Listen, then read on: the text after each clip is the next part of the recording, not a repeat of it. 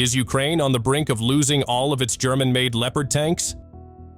This question arises after a series of shocking events on the battlefield. From January 4th to 10th, a report revealed a rather concerning reality. 11 tanks used by Ukraine were destroyed in battle, including 4 Leopard tanks, which had been heavily relied upon by Ukraine.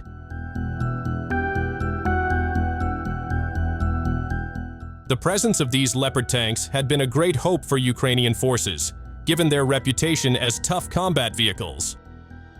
However, despite being designed with excellent protection, the reality of the battlefield does not always meet expectations. Tanks, often considered mobile fortresses on wheels, are not entirely immune to damage. And if even tanks can be destroyed, what about other armored vehicles that are also deployed on the battlefield? Were any other armored vehicles destroyed during this time period? Certainly, at least 40 armored personnel carriers were also blown up following a Russian attack in the village of Dechenko near Pokrovsk. These 40 robust armored vehicles had been sent to help reinforce Ukrainian forces. Among them were 3 French-made VAB armored personnel carriers, known for their strength and durability, as well as 6 American-made M113 armored personnel carriers, which have long been the backbone of combat vehicles in many battlefields. However, these vehicles had to leave Ukrainian soil, reaching their final destination. Additionally, there were several other vehicles sent to reinforce Ukraine's lines, but they were also lost. Among them was an American-made M117 armored personnel carrier designed to face threats from firearms and mines. Also involved were Max Pro and Humvee armored vehicles, both produced in the United States and known for their ability to withstand challenging terrain, playing a crucial role in supporting Ukraine's struggle at the front lines. Basically, Western-made armored vehicles are designed with very high levels of protection. Many claim they are quite effective against attacks from various heavy weapons.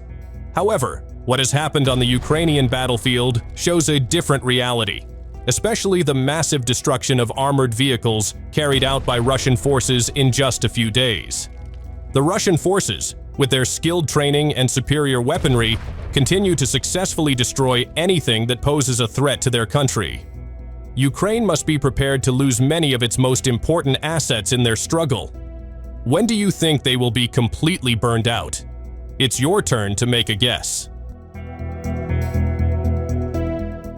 As can be predicted, in the ongoing conflict between Russia and Ukraine, explosions everywhere are caused by the most dominant weapon used by Russia: drones. They have become a vital part of every attack, destroying and eliminating various Ukrainian assets with frightening precision. One striking example is the attack by the FPV VT-40 drone launched from the Rubicon Center, which successfully destroyed the self-propelled wheeled weapon Bogdana 4.0 in the Kursk region. Not just once, similar attacks have also been recently reported around Pokrovsk-Toretsk, with other FPV drones targeting both moving vehicles and those hidden in shelters. No one can escape. Everyone is forced to succumb to the dominance of drones. Day by day passes, and Ukrainians utilizing the power at their disposal. They seem to rely more on hope for external aid, tanks and weapons they have received with high expectations, but without maximum effort in utilizing them. A recent story involves the Leopard 2A6, a German-made main battle tank, which was hidden in the forests of the Krasnoarmysk region. However, even though it was carefully hidden, the tank became the target of relentless attacks from Russia. Has Ukraine not learned from the agile and effective Russian drone strategy? An analysis by Army Recognition revealed how Russian FPV drone attack tactics are truly effective even against the advanced Leopard 2A6.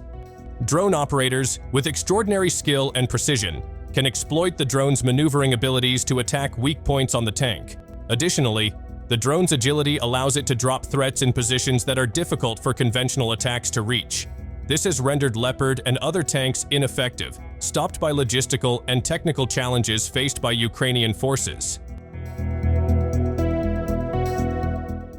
In the past, tanks like the Leopard were considered a main force on the battlefield. However, as the years go by, do tanks still have a place in combat? The reality is that they are not immune to evolving threats. Previously, tanks often faced landmines, improvised explosive devices, rocket-propelled grenades, and anti-tank missiles. Now, a new threat has emerged on the battlefield: FPV drones. FPV drones are used to target and destroy tanks that have been damaged or wounded by mines. Once a tank is trapped, these drones are controlled to target the combat vehicle, ensuring that the tank not only becomes inoperable, but cannot be repaired or recovered. This is why many countries are now focusing on investing in drones, which are cheaper and more effective in attacking combat vehicles. However, despite FPV drones being a real threat, this technology is not without its weaknesses. These drones can be stopped if their control is disrupted, such as through electronic interference that confuses the signals between the drone and its pilot.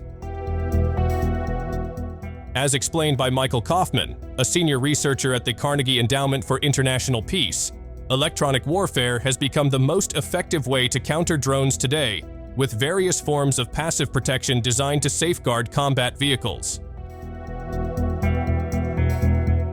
On the other hand, despite the continuous development of new technology, Colonel Reisner argues that tanks still play an important role in dominating the battlefield. Tanks, with their durability and mobility, remain a key element in military operations, especially when facing more conventional threats or in situations where ground dominance is still very much needed. So, is there a possibility that NATO and Ukrainian armored vehicles will survive? Do you think Ukraine is struggling to adapt and is not as quick as Russia? Leave your thoughts, and thanks for watching.